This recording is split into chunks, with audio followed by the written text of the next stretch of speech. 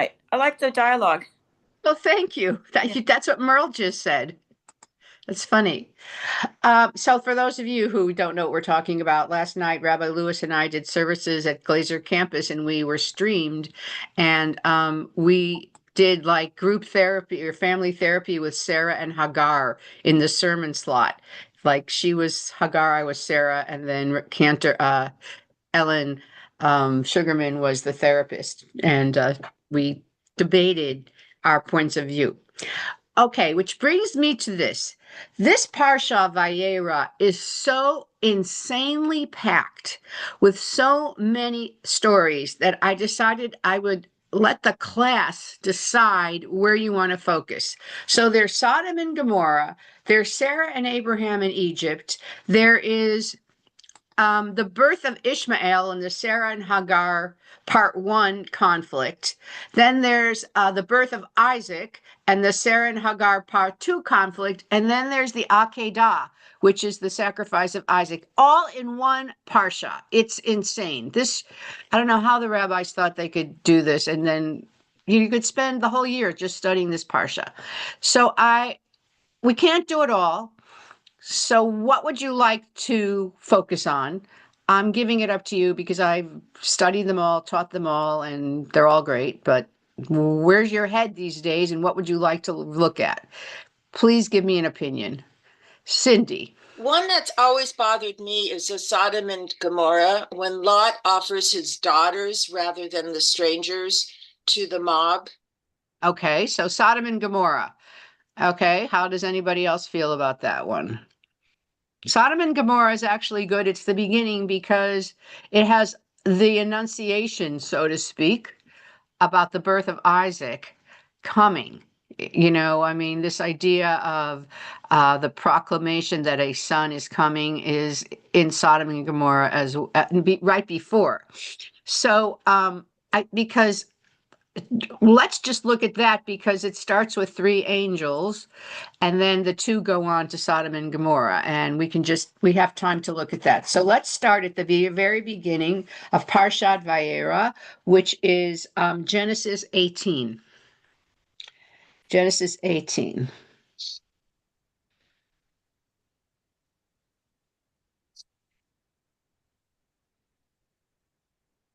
And this is very interesting. Okay, we'll talk about it in a minute. So, all right, we're going to start there. So, the first word is Vayera, which means, and he appeared to him. Vayera Elav, and the Adonai. And God appeared to him by the terebinths of Mamre. Terebinths are trees. They're like these incredible, huge trees. I used to wonder what the hell is a terebinth. Sorry for saying that word. But it's Elon. We know that's the name of a tree in Hebrew, Elonim. So some kind of amazing, beautiful big trees that Abraham he was sitting at the entrance. I just want to do the first one. He was sitting at the entrance of the tent as the day grew hot. So, first of all, you studied last week. What happened at the end of last week to Abraham? Is this where he is asked to circumcise or not yet? Yes, right?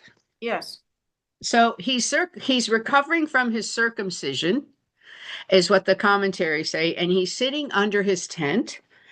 And the tent is open on all four sides because a big thing was to look for guests and to admit guests. That's in Middle Eastern, both Muslim or Arab, because they're Arabs before they were Muslims, and Hebrew value. And I don't know if you're aware of this. One second, Rebecca. This opening of the tent on all four sides is the model for the chuppah of the wedding chuppah.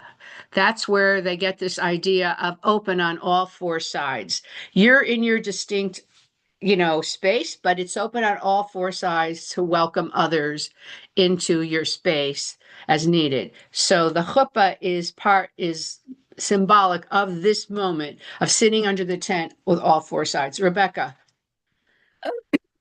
Excuse me. So God appears, but there's other instances when angels appear. is that also, that's in this parsha, it goes back and forth between God appearing and angels appearing? Okay, so why don't you read the next sentence? He lifted up his eyes and looked, and behold, 3 men in front of him. Okay, so the rabbis say, or the commentaries say, that they were the angels. These three humans or beings were the angelic beings, and they were coming to give him information. And it says that, I mean, so God's presence appeared to him, but the messages came from these beings, these celestial beings. It's like, it's just, it says he just appeared, but he saw him, but there seems to be no interaction. It's like the commentary says that God was visiting him again to comfort him from the pain of circumcision. And if you read it, Eitz Chaim, it says, the Lord appeared, was seen. One incident after another involves people seeing or not seeing God. Hagar's eyes, okay. Abraham sees God in other places. Here, he just experiences God. But another Jewish value we learn from this is how to receive guests, how to receive messengers, and we never know what they're going to tell us. So, yeah, it's unclear, Rebecca, what does it mean? God appeared to him, and then these angels showed up. So he felt some kind of presence, but there's no conversation. It's a divine feeling of comfort or something. Okay, so who would like to read starting from verse 2? I just wanted to give the intro to that. Verse 2. Cindy, is that your hand? No, that's my thing. Do you want to read, Cindy? Yeah, I have the women's commentary, which sometimes is different. That's okay. Looking up, he saw, lo, 3 men standing opposite him. Seeing them, he ran from the entrance of the tent to meet them, and bowing down to the ground, he said, my lords, if I have found favor in your sight, please do not pass your servant by. Let a little water be brought, then wash your feet and recline under a tree. And let me bring a bit of bread, and you can restore yourselves. Then you can go on, now that you have come across your servant. And they responded, very well, do as you propose. Okay.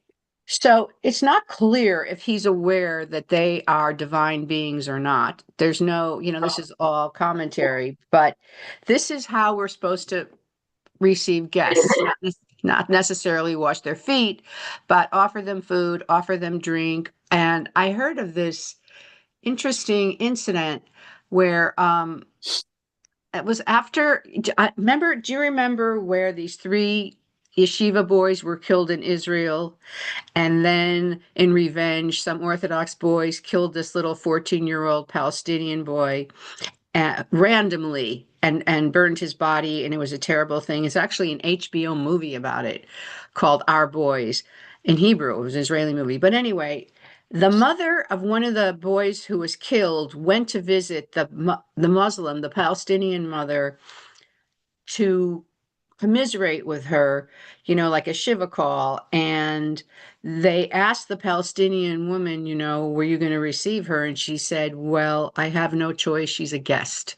She's a guest in my home, and I must receive her because it's such a strong value of honoring and receiving guests. And I don't know if you've ever been in the old city, or it used to be. I don't know. It's not like that now, but it used to be in the very beginning when you would go into the old city in Jerusalem. Oftentimes, the Muslim proprietors would offer you tea and invite you to sit down or something. There is this very strong value, and we see it here in this culture.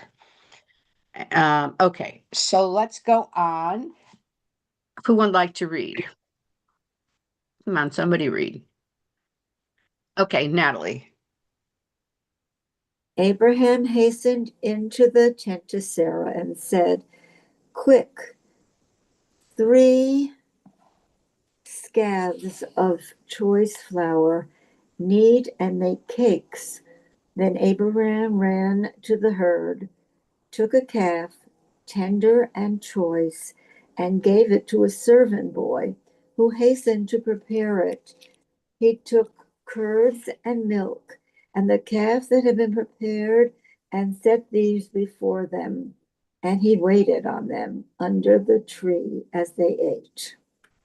What do you notice about this menu? Oh, How far It's not kosher. it's milk and meat. Curds is like cottage cheese. So he had curds, they had cottage cheese and veal.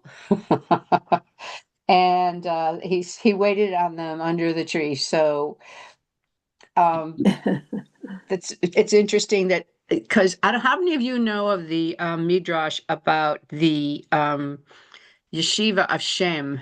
Did any of you ever hear about that? Anybody know about that one? So there's a midrash that, Noah's son Shem, and we're descended from Shem because that's how you get the word Semite, from Shemite, Shemi, from Semite, that he had a yeshiva, a Torah yeshiva since that time, and that Jacob studied in the yeshiva. And I always roll my eyes or whatever that there was a yeshiva. As the rabbis can only imagine that's how it would look. But if there was a yeshiva, how come he doesn't know about kashrut is my question. But yeah, there is no yeah. kashrut. Well, Yeah. I wrote from another class here that they ate the milk first, and so it was still okay because the meat came later, so it was still kosher. I mean, okay, you can look at it any way you want. And the curds are mentioned first. So they could say it's the curds and milk and then the calf. After, later, maybe it was 20 minutes later, whatever. Yeah, you're David. Yeah, but didn't the laws of kashrut come some point later? Later, I know I don't Years even later, thousands of years later, a couple thousand. That's what I think. Or Yeah, 800 years later, hundreds of Yeah. years later. Of course. yeah. So But the I'm just dietary laws changed when Adam and Eve were vegetarians, and then with Noah we could eat meat, and things change. I don't know how much meat they ate until they're in the desert and they start screaming, "We want meat, we want meat." And that's when God gives them this all this quails that come. Mara.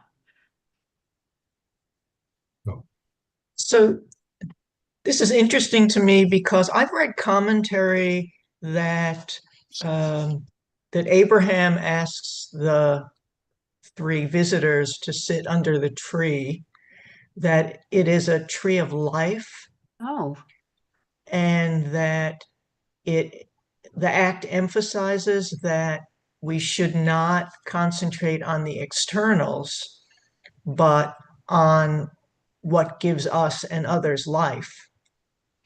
but wait. So the tree is symbolic of that, is what you're saying? And Yes. it's the tree it's the tree from Eden, from the garden, or it's like the tree? Well, yes, hypothetically, it represents the tree from the garden. And so we're talking about kashrut, and it's all these externals that we're concentrating on instead of what should give us life, should give us the opportunity to give life to others, and that the way we should look at life is not about the things we have, but about what we can offer others. Thank you. Because the way he's offering his hospitality and food and all that kind of thing. Yes. Brad, you have your hand up?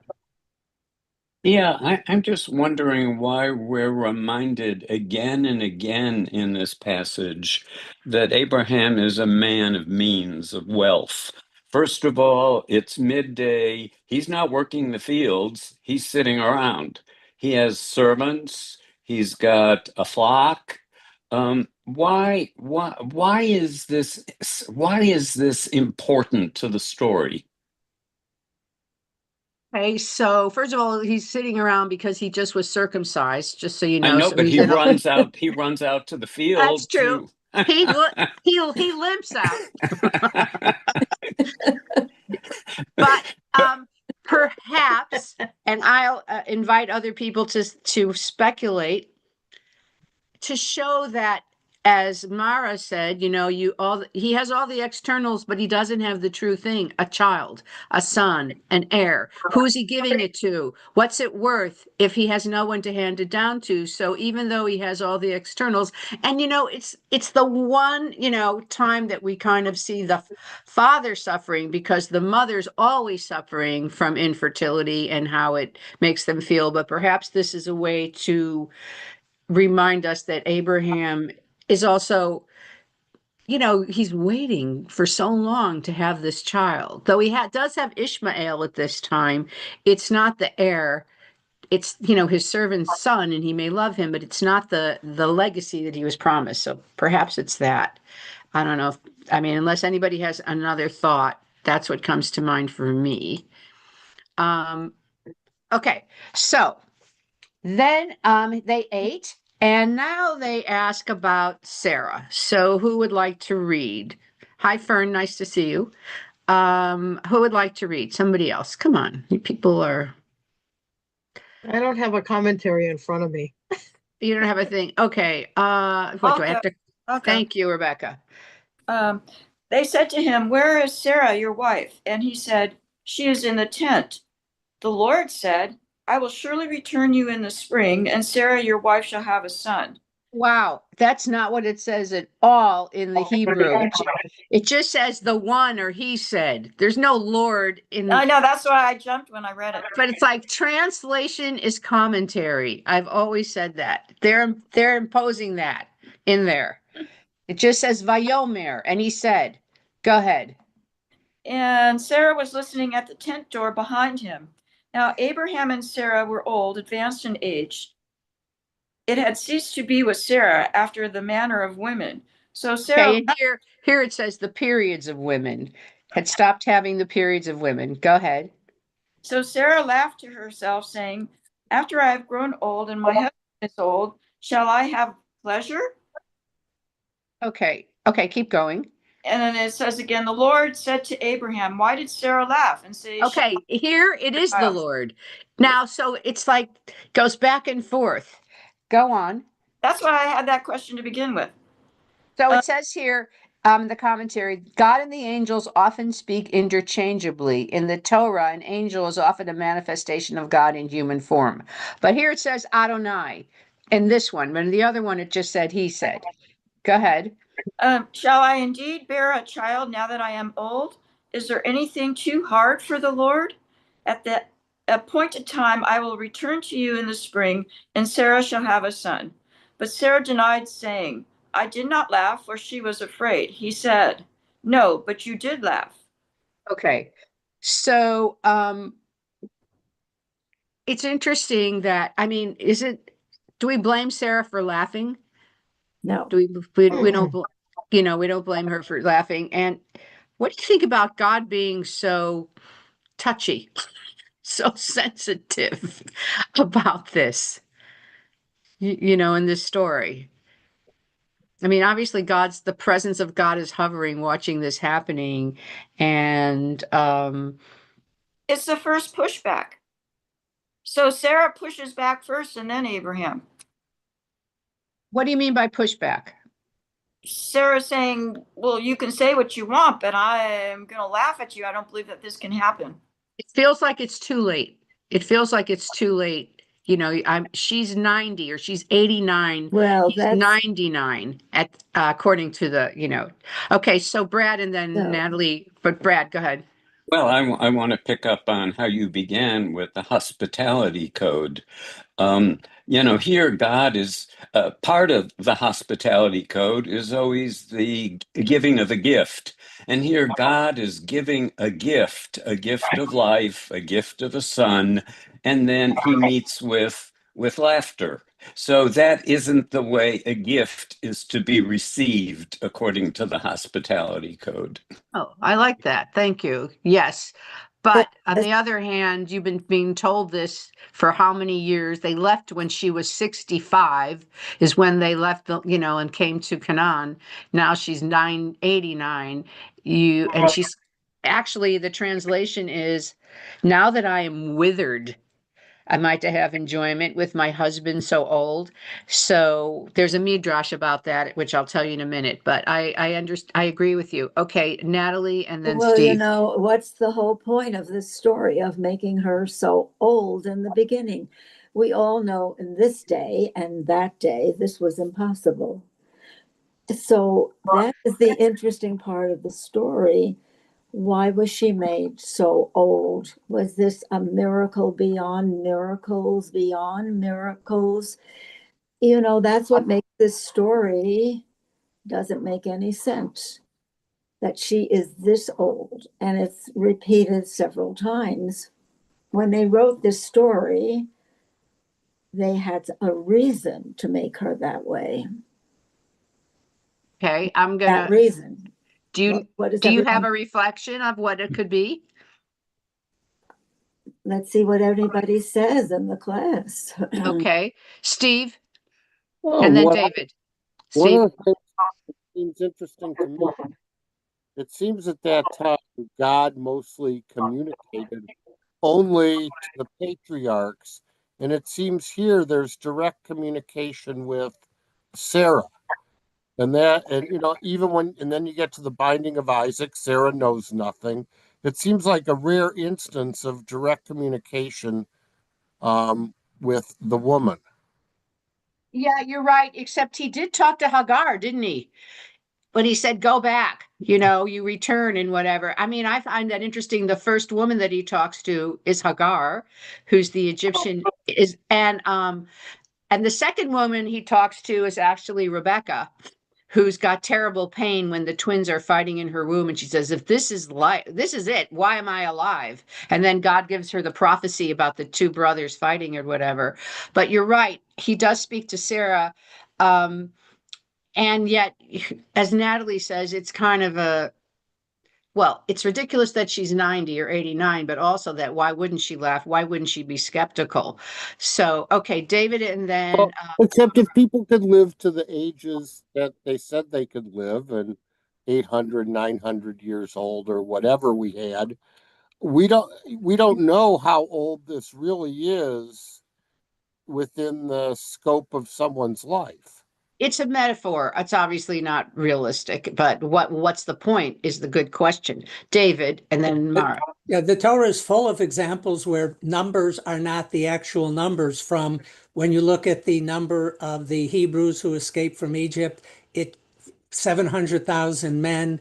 It's not necessarily that in census and other things. So if it's to show that she was older and not like the quote unquote spring chicken, she doesn't have to be 90 years old, even if she was 35. And back then, 35 was old for a woman to give birth, not necessarily physically, but you Right. should have it younger. And then I'm wondering, and I read somewhere that this all could have been a dream of Abraham, since it took place in the heat of day, and maybe he was dreaming all of this. And when what happened with Sarah and all that stuff, sure, she gave birth, but it was something that she was dreaming with the three men, the three angels who came. And then finally, with her laughing, it wasn't a laugh of derision. If she was at an age where she didn't think she could give birth, no matter how old she was, older in standards back then, and it would could be a natural reaction to somebody, if your husband tells you we're going to have a child, and the woman is at such an old age, you can just picture her laughing. I mean, she could say, "Are you kidding?"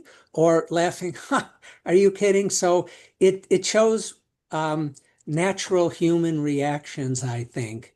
I think you're right. And I have to stop because my screen went completely black out of the blue. I don't know what happened. So, we can hear you, but you are frozen on your screen, but we can okay, hear you. so I'm Oh,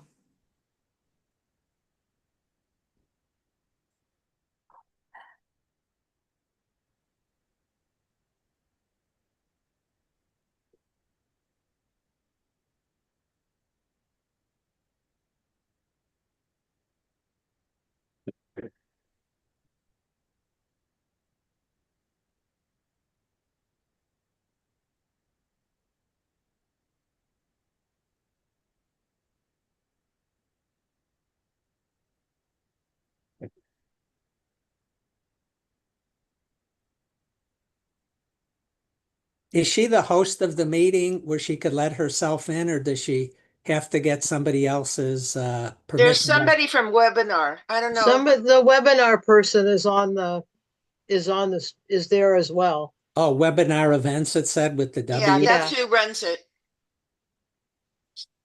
Somebody from Temple. Asher. I believe the name is Asher. Yeah, I think you're Asher, right. are you there? Yeah, I'm Hi, here. Asher. Do you know what's happening with Susan? No, let me give her a call. There she is. Oh, there we go. She back? She was back and then she got off again. You're muted, Rabbi. Oh no, I see she's on, but she's not there. I see her, but I see her square, but I don't see her. Maybe she went to get a cup of coffee.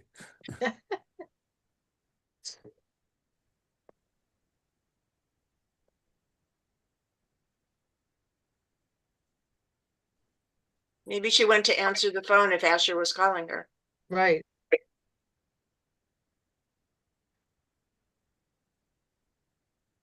That's okay. I've been so confused all day with this parsha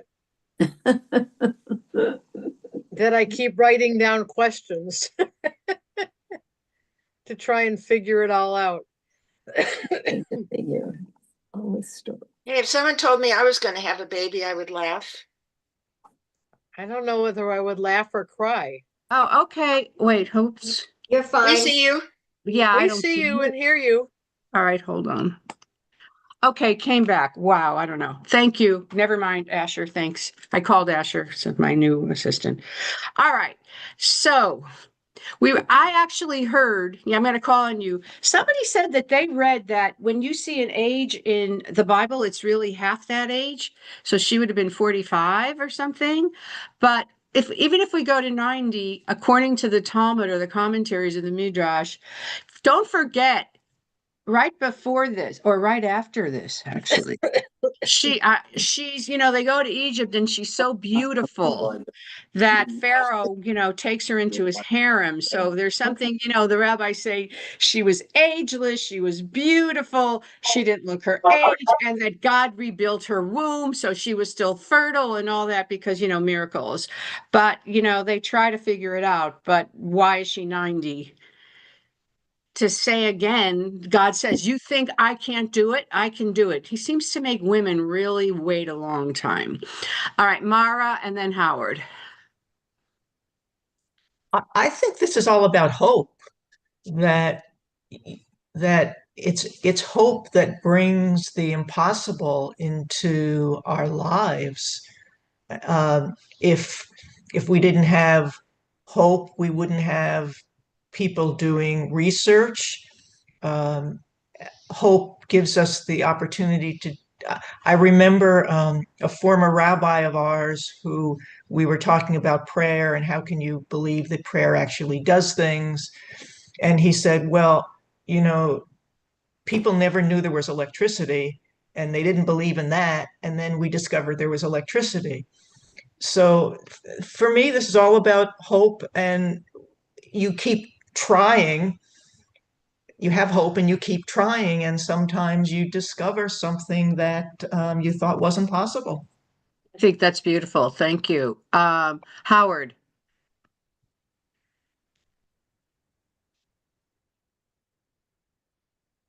Well, on this question of people in women in their 80s being laughable and so on, involved with laughter, I have to say, after almost a year now living in a building with 180 people all in their 80s or 90s or hundreds actually, that there are quite a few here and there randy people in that age group, and I would say so far as I know, there have been no births, but could be. I love that. Thank you. Yes, yes. I think it's more Sarah, and Isaac means laughter. So that's of course where they got the name from. Yitzhak means to laugh. So I want to, that's all they say. And now they go off to Wait, Sodom and Gomorrah. Rabbi, Yes. can you answer your question as to why God seems prickly about this? Okay, so if the writer is whatever, I think first of all, Abraham and Sarah are the first monotheists, and I think they go in and out of believing what God's saying. It's hard to believe something you don't see. There's no God or whatever, and God is still trying to establish, I think, this relation. He's trying to prove himself in a way, maybe. He's picked this couple for the first time. First, he took Adam and Eve and all of humanity, and that didn't work out. So he decided to focus on this family, and he's doing God's. I mean, we're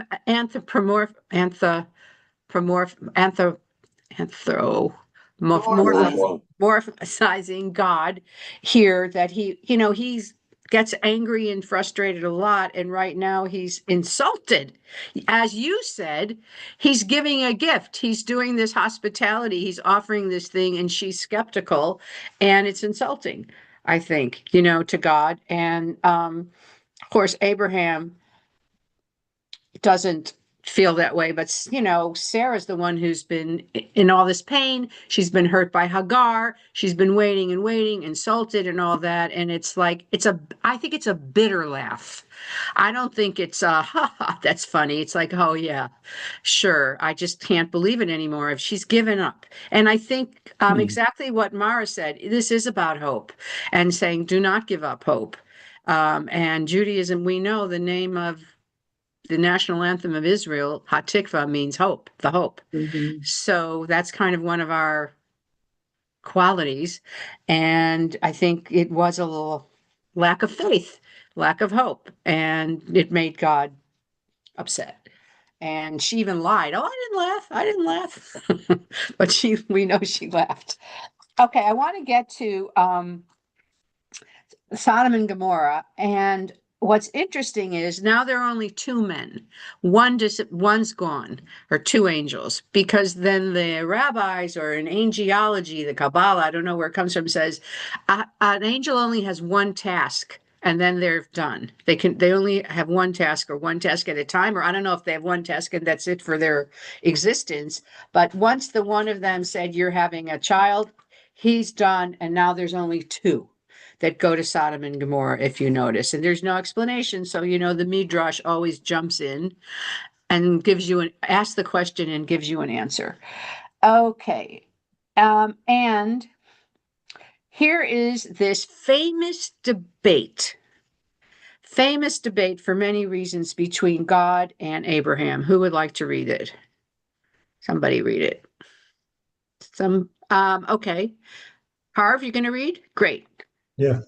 The men set out from there and looked down toward Sodom, Abraham walking with them to see them off. One more thing. There's this incredible book written by the Chafetz Chaim, 18th century rabbi, about how to treat guests. And from this, he says, you bring them in, you feed them, you honor them, but you also, when they leave, you walk with them down the path. You don't just stand at your door and say goodbye. You accompany them part of the way, and they get it from here. I love how they look at these stories and they learn lessons of how to behave. Continue. Now the Lord had said, shall I hide from Abraham what I am about to do? Since Abraham is to become a great and populous nation, and all the nations of the earth are to bless themselves by him. For I have singled him out that he may instruct his children and his posterity to keep the way of the Lord by doing what is just and right, in order that the Lord may bring about for Abraham what he has promised him. I just want to point out that there's an unspoken contract here. What is the contract between God and Abraham and his descendants? What's the unspoken contract? What? The covenant? Yeah, but I mean, what are we supposed to do in order to be, what's our part of the covenant? What's our part of the covenant? Shabbat. No, if you look at what he says, I have singled him out that he may instruct his children, Oh, teach, here it is, teach the and his kids. posterity, and to keep the way of the Lord by doing what is just and right. That's our part of the bargain. The covenant is the blessings, but the blessings we have to teach our children and live a life that is just and right. And I think that's so interesting because it's here in the very, very beginning, before we get any of the mitzvahs, there's already this value system starting to be embedded in what it means to follow Adonai, or to be a Hebrew or Jew. Well, a Jew is just one part of Israel, the people of Israel. But this is part of who we're supposed to be. And we talk about like, what is it to be Jewish? Here it is right here at the beginning of it, is educate our children to keep the way of God by doing what is just and right. And you know what Hillel said, what is harmful to you, do not do to others. That is the entire Torah. The rest is commentary. Go and study it. David.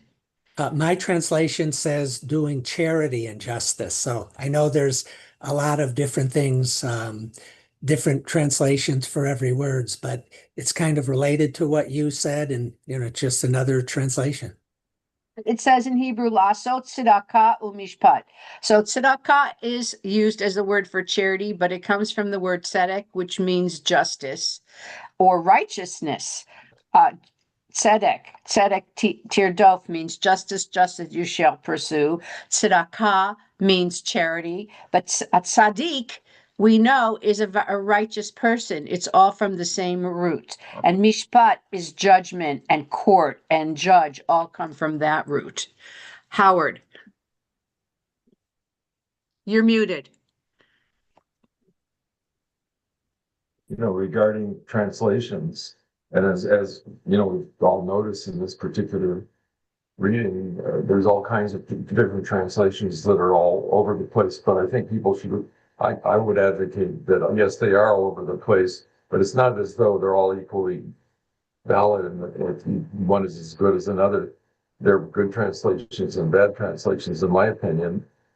Any translation that in my opinion, that there is also a commentary and that changes the meaning, where meaning has to do with the actual meaning that we think we know, or what the original Hebrew words that we think are original, what we think they meant.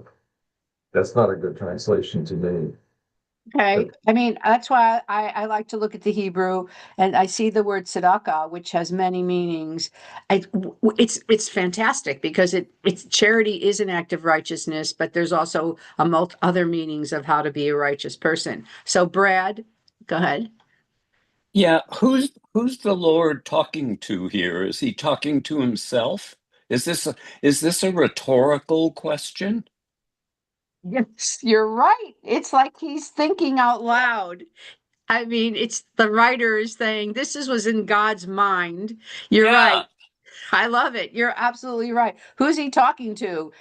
God's talking to himself, or him. We're saying him, but God's self.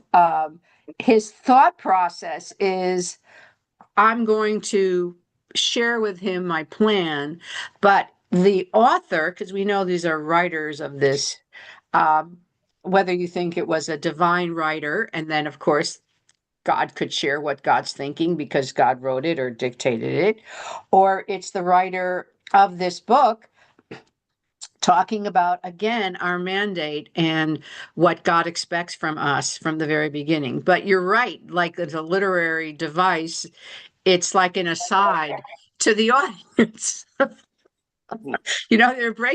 saying, oh, I'm going to do this. Here are my thoughts, and then turning back to Abraham. So it's interesting. You're right. Absolutely right. Okay. Who was reading? Okay. Continue, Harv. Okay. Then the Lord said, the outrage of Sodom and Gomorrah is so great, and their sin so grave.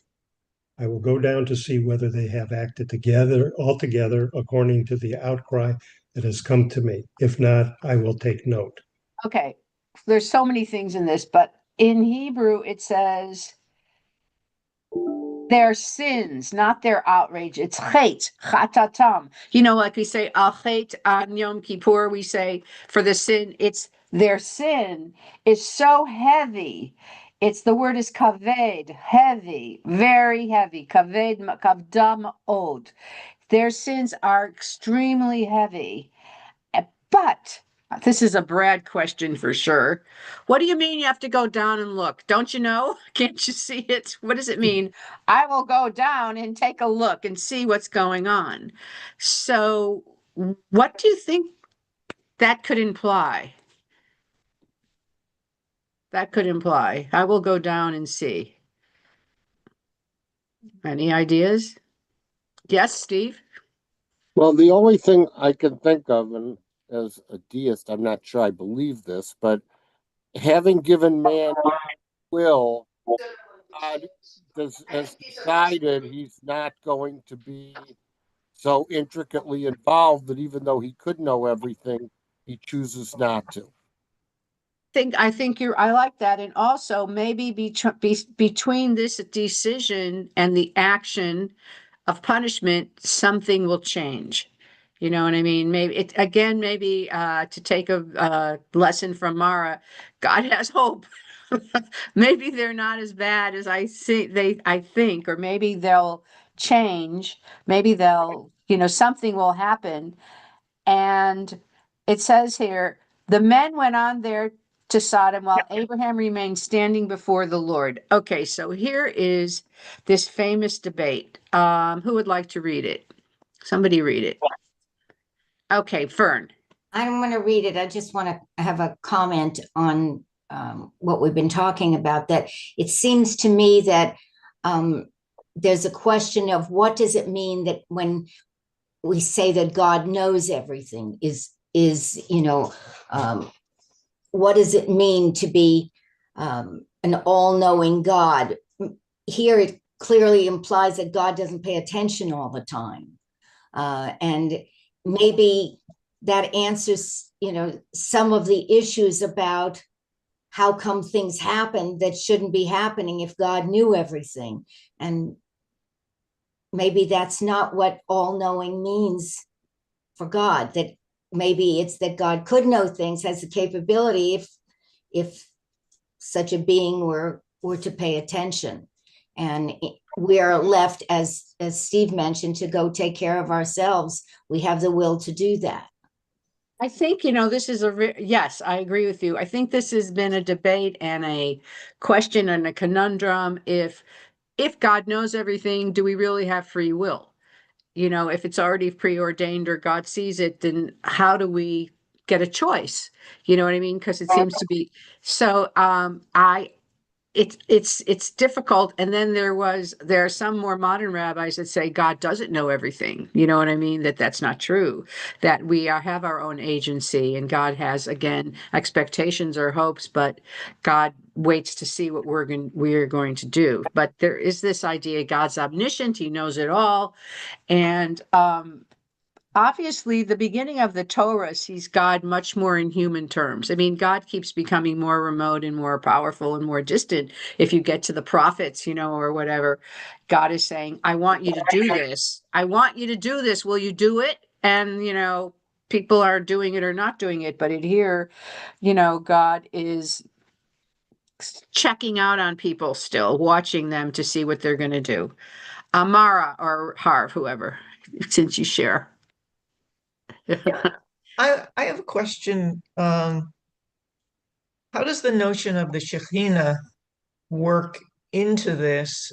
And how does the notion of a transcendent God versus an immanent God work into this statement in the Torah?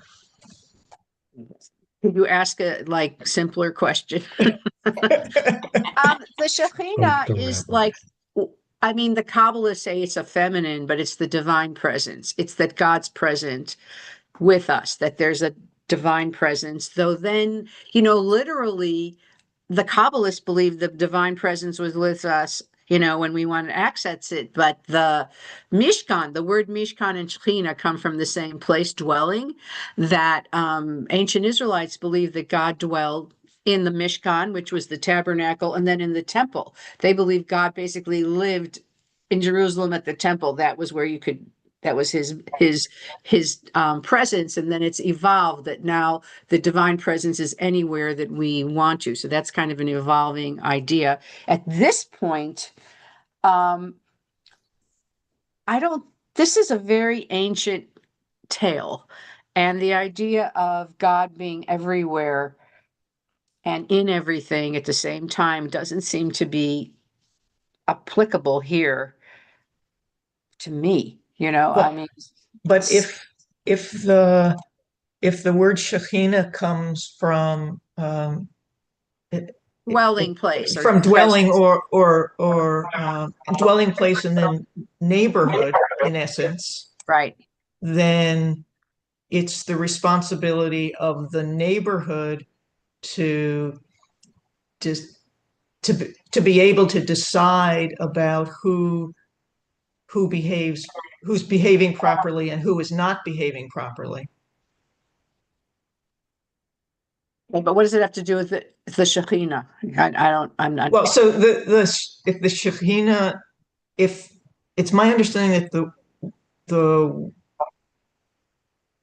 word for Shekhinah also comes from the word for neighborhood. Am I incorrect? For neighbor or neighborhood or dwelling place. It's about place. It's dwelling. It comes from the place being in a specific place, like a dwelling place. So going back to Fern's comment, whether God is all powerful, all knowing, it's the responsibility of the neighborhood to be all knowing and make determinations of behavior so that we don't wind up with things like, for instance, the Holocaust. I'm thinking about what you're saying. I don't know that it's the neighborhood as much as in the ancient world, every country had their own gods.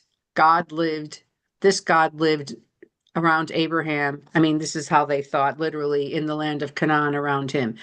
It was his God that lived near him, was present around him. Other gods, Isis, Marduk, all the other gods, they lived in Babylonia, they lived in Assyria, whatever. And that was why when the temple was destroyed and the Israelites were taken to Babylonia in exile, there was a terrible psychological crisis because they felt God had no place to live. It's not like they thought God traveled with them. That was a breakthrough idea that I think happened in Babylonia, that they thought God was gone. The house of God, the temple was destroyed, and God had nowhere to dwell. So there was no God because God could not dwell. And then this idea happened in Babylonia that God comes with you, that God is there, and that the way to access God is not only through sacrifice in the temple and the ritual, but through prayer. And the first prayer really started literal formalized prayer in Babylonia, in Hebrew, with the Great Assembly. And the first prayer was the Amidah, actually. That's called the Hatzafilah, the prayer, because that was the first prayer that they wrote. And said, people, we could say this is what we'll say. The neighborhood, well, even if you want to go to the neighborhood, we were scattered all over. We didn't have a neighborhood, and perhaps that's why there was a Holocaust. We had no neighborhood. We were out of our land. We were strangers all over the world. It was very easy for us to be attacked. So I like that idea because now that we have a neighborhood, it's called Israel, the land of Israel. It's a lot harder to be destroyed or attacked or whatever. We can protect ourselves better. So that's very interesting. Brad. Well, we have the same phenomena in the book of Exodus, where God all of a sudden seems to wake up, or his attention is all of a sudden drawn to his people. And, and you have this feeling like he's been engaged with other things. And now he's all of a sudden, coming back to his meat potatoes, so to speak. Yeah, it's like, I heard their cries, he says, but what about for the last 400 years? You didn't hear their cries. Yeah. So exactly. I agree with you. That's the literary construct of this book of Genesis, which, as we, as is suggested, has two writers and is a compilation of these stories that were not written down till like 800 BCE, but took place, if you believe, the chronology, 1800 BCE. So for 1,000 years, these were just oral traditions and stories about our ancestors. So things change, things get dropped out, things get, reshaped or whatever, until now this is shaped to guide us to a certain moral way of life, and so things are shaped around that. But there's still the mythology. God thought this, God said this, God whatever. There's still this idea of God having human qualities.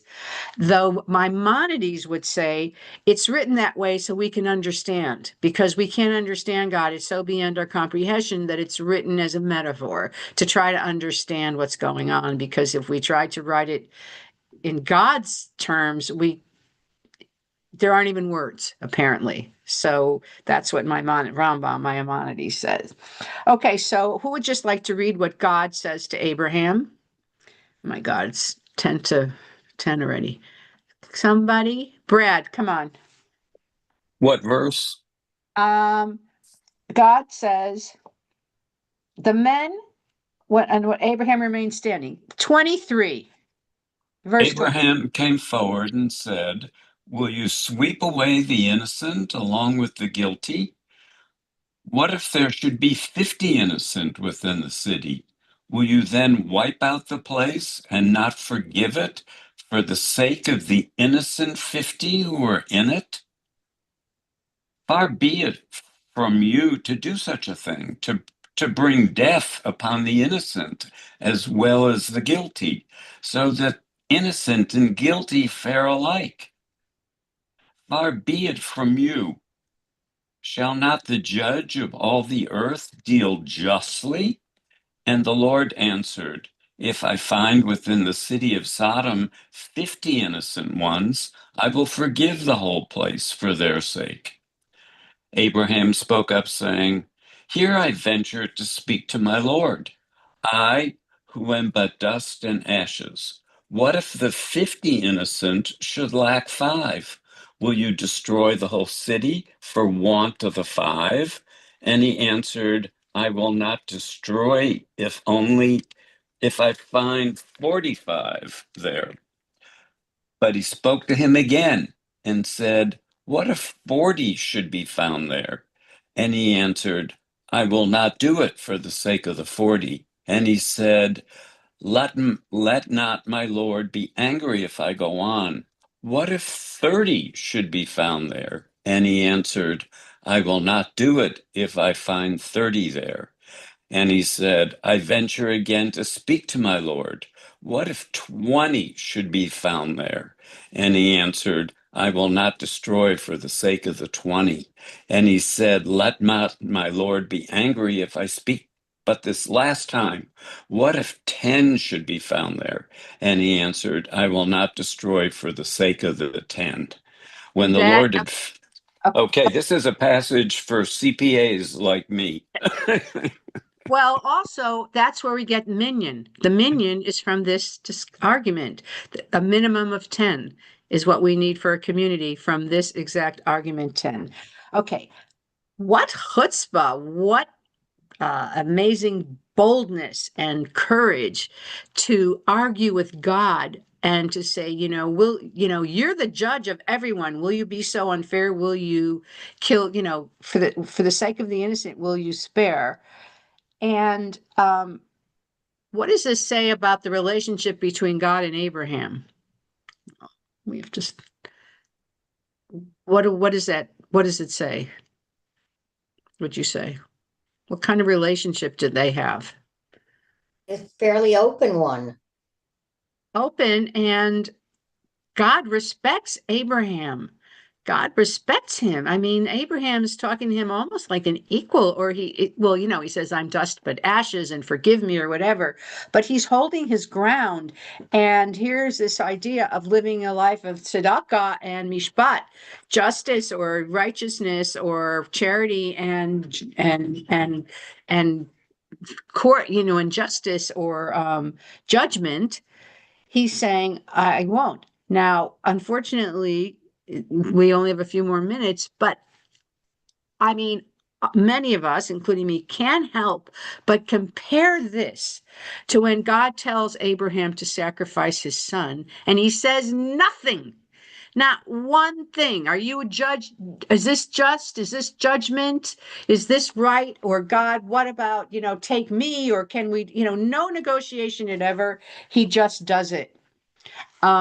So, a lot of rabbis or people have said, how come you spoke up for these sinners, these horrible Sodom and Gomorrites, but you didn't speak up for your only beloved son? Why didn't you speak up? And yesterday, I was at the temple, and one of the congregants, who's a very thoughtful guy, he said to me, I've thought about this, and I think it's a game of, he said, I think it's a game of chicken between Abraham and God. And Abraham is saying, I don't believe you're going to do this. If you go this far, we're done. I think it's a test. But who's testing who is the question. Is God testing Abraham, or is Abraham testing God? After him saying, you're a God of judgment, you're a God of justice, or whatever, and then is Abraham saying, okay, let's see, if you're really going to make me do this, then everything you told me is a lie, and I'm done. That's what this thoughtful other Torah student told me, which I think is interesting. And there is that question, who's testing who in that case? Right. As Abraham, Marina. I am looking at it from a different angle, if you allow me. I think in the case of Sodom and Gomorrah, Abraham is advocated for someone else. He's arguing or bargaining with God for the sake of other people. In case of Isaac, he himself is at stake, and he cannot bargain, I thought. It's like he's not going to sacrifice his son, he's sacrificing himself with his son. So if God calls him to that, he's doing what God tells him. I am just regarding these two instances differently. Okay, do people, people agree or disagree with that? What do you think? Is it different because you shouldn't advocate for yourself, but you can advocate for others? Moses, by the way, argued with God when he lost. But when God said, you're not going to go into the land, Moses, asked him several times, please let me go. And God said, no, but Moses advocated for himself. So I'm just curious, do you agree with that that's the reason Abraham didn't speak up, or do you have a theory about why he didn't speak up? It's an interesting thing, Marina, that he has more humility when he's called upon to do something for himself. Does anybody have any thoughts on that? Well, the two instances are different finger pointing. One is pointing the finger at, we would point the finger at Abraham for failing to stick up for himself, and the one we're now discussing, we're pointing the finger at God for failing to be appropriate. That's the great thing about Judaism, right? You're right and you're right, and how can two things be right? You're also right, because that's the great thing. I mean, there's many. It's not just Judaism. This is such an argument through the centuries about this story. So we're not going to. It's the story of life in general. It's full of paradoxes. It's full of two things, and a higher level of thinking allows you to see that two things that contradict each other can be true at the same time. That's right. It's a very high level and difficult concept. And that's Torah study, and that's why it's so delicious, I think. Last word, Rebecca. I even have a different viewpoint, because Lot is there, and Lot is Abraham's adopted son. And so we always talk about Isaac and Ishmael, but we never really talk about Lot until this part of the Bible. And Lot has a special meaning because he then becomes the father of the descendant for David, Ruth and David, right? Is that making sense? No, Lot does not become, no, he doesn't. His sons are actually enemies of Israel, Ammon and Moab. And his sons are, we can get to it. I would love to just keep doing this. They're the result of incest, his Oh, sons. well, I thought Lot's descendants were Ruth and David. No? No, it's Okay. Tamar. Tamar is on one side, and no, Ruth is a Moabite. Oh, maybe Ruth might be because she was a Moabite, but they're the results of incest because after Sodom and Gomorrah were destroyed, his two daughters thought they were the only human beings left on earth, their father and them, and they felt this, obligation to procreate. So they each got him drunk and had sex with their father, and each had a son. And those are tribes that, traditionally fought with the Israelites. So, but maybe Ruth is descended because she was a Moabite, but that was considered a despised tribe. That's why that story about her has a lot of meaning. Well, I would love to keep going. We didn't even get to the rape of the daughters of Lot, where they offer them instead. It's a shame we have to keep jumping parsha to parsha because we could spend a lot of time, but we will get there. So I want to thank you all so much, and I'm going to go to Kaddish right now. Let me just get the list. I had the list, and then hold on. Samantha sent me the list. Oh God. I'm sorry, I'm in the wrong thing. Here it is. Samantha, here it is. Okay. So this is the Kaddish for this weekend, and we begin with those who passed away during the past 30 days. There's Shloshim, Albert Derry, Virginia Hernandez, and Freddie Markowitz. And the Yortzites for this week, those who anniversaries of their deaths were this past week are, and we remember Robert Adler, Alma Abrams, Morris Abrams, Dean Ambrose, Rose Arnold, Jack Aronson, Khalela Salah Azizian, Herman Bearwald, Rebecca Baker, Milton Eli Barron, Rose Baruch, Joshua Reuben Berman, Georgette Bloom, Ruth Braunstein, Stephen Dave Broidy, Gertrude Bubar, Sulana Ross Chait, Lisa Cohen, Godine Cohen, Herbert Daneman, Jordan Michael Ehrlich, Rose Metz Ehrlich, Harriet Epworth, Bertrand Mark Feinberg, Morton Fearman, Ralph Foxman, Rebecca Gartzman, Charles Gerber, David Golden, Yolanda Goldenberg, Howard Goldfeeder, Lillian Gordon, Henry Gray, Emmanuel Greenberg, Jesse Gross, Martin Grossbert, Rola Gumpert, Jerome Heilbrunn, Marion Hirsch, Carlisle Immerman, Clarice Jacobs, Edward Jacobs, Bert Jarkow, Fred Callett, Elliot Kapchin, Ellen Kaufman, Verona Kelman, Haskell Kramer, Sal Kupchik, Shabsa Landa, Beverly Ginsburg Landy, Phyllis Levin, Sophie Levinson, Betty Lindner, Arthur Malin, Sidney Gary Morantz, Betsy Marcus, Sonia Margolis, Max Marston, Arlene Miller, Stanley Miller, Bahman Misagian, Eugene Monkarsh, Myron William Morris, Claire Mullen, Dorothy Osman, Susan Packle, Rona Paymar, Audrey Pikelny, Joseph Pitson, Isidar Pugach, Jack Puro, Jean Rappaport, Ari Ravid, Rose Reed, Ruth Rise, Lillian Rhine, Helen Rose, Erwin Rosen, Henry Rosenwald, Nathan Sachs, Sarah Sager, Fuad Salem, James Schroeder, Linda Scher, Ruth Siegel, William Sornoff, Leonard Serreri, Louis Stark, Rose Tapper, Patricia Weiner, Morris Weinstein, David Westheimer, Tova Winyars, Gary Winnick, Michelle Zuckerman. Are there any names to add?